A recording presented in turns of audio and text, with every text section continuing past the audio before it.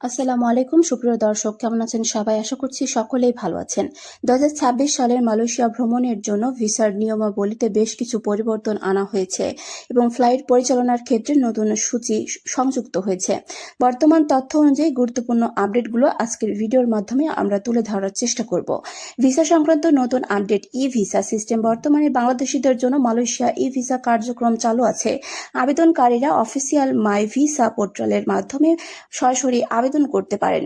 System রক্ষণাবেক্ষণ। 2026 সালের ফেব্রুয়ারিতে কিছু সময়ের জন্য অনলাইনে ভিসা সিস্টেম রক্ষণাবেক্ষণের কারণে বন্ধ থাকলেও তা বর্তমানে সচল। কর্মসংস্থান পাস।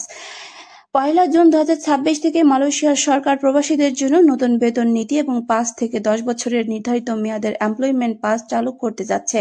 এর ফলে ক্যাটাগরি 1 এবং 2 পাসধারীরা অনির্দিষ্টকালের জন্য নবায়নের সুবিধা হারাবেন। Tourist visa. ভিজিট মালয়েশিয়া ইয়ার 2026 ক্যাম্পেইনের অধীনে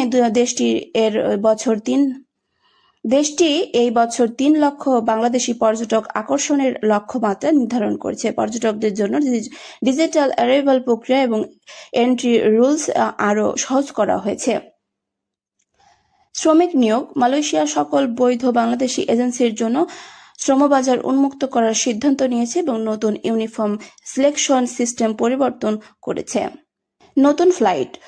ক্রমবর্ধমান চাহিদা মেটাতে মালয়েশিয়া এয়ারলাইন্স তাদের ফ্লাইটের সংখ্যা বাড়িয়েছে। ভ্রমণ সতর্কতা। ঈদ বা বিশেষ উৎসবের সময় কুয়ালালামপুর আন্তর্জাতিক বিমানবন্দরের অতিরিক্ত ভিড় এবং ট্রাফিক জ্যাম এড়াতে যাত্রীদের ফ্লাইট ছাড়া অন্তত 4 ঘন্টা আগে উপস্থিত থাকার পরামর্শ দেওয়া হয়েছে।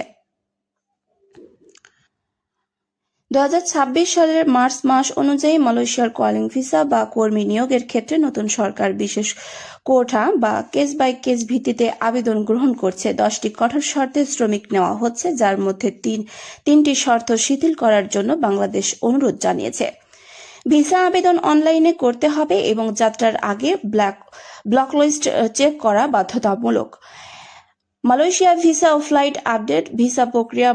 মালয়েশিয়া সরকার 2025 থেকে 2026 সালের জন্য কর্মী নিয়োগের ক্ষেত্রে বিশেষ কোটা চালু রয়েছে, তবে তা কেস বাই কেস বা নির্দিষ্ট এজেন্সির মাধ্যমে হচ্ছে। অনলাইন আবেদন। কলিং বা ট্যুরিস্ট ভিসা সব ধরনের ভিসার জন্য অফিসিয়াল মাই ভিসা সাইট বা ই ভিসা পোর্টালে আবেদন করতে হবে। মালয়েশিয়া প্রবেশের জন্য রিটার্ন টিকিট, হোটেল বুকিং বা থাকার প্রমাণ এবং বৈধ পাসপোর্টের কমপক্ষে 6 মাস মেয়াদ থাকা বাধ্যতামূলক। 2026 থেকে জুন নিয়ম এমপ্লয়মেন্ট পাসের শর্তাবলী পরিবর্তিত হবে, সেখানে 5 থেকে 10 বছরের নির্দিষ্ট মেয়াদ থাকবে। কিছু সতর্কতা। দালাল থেকে সাবধান থাকুন এবং অফিসিয়াল চ্যানেলের মাধ্যমে ভিসা যাচাই করুন।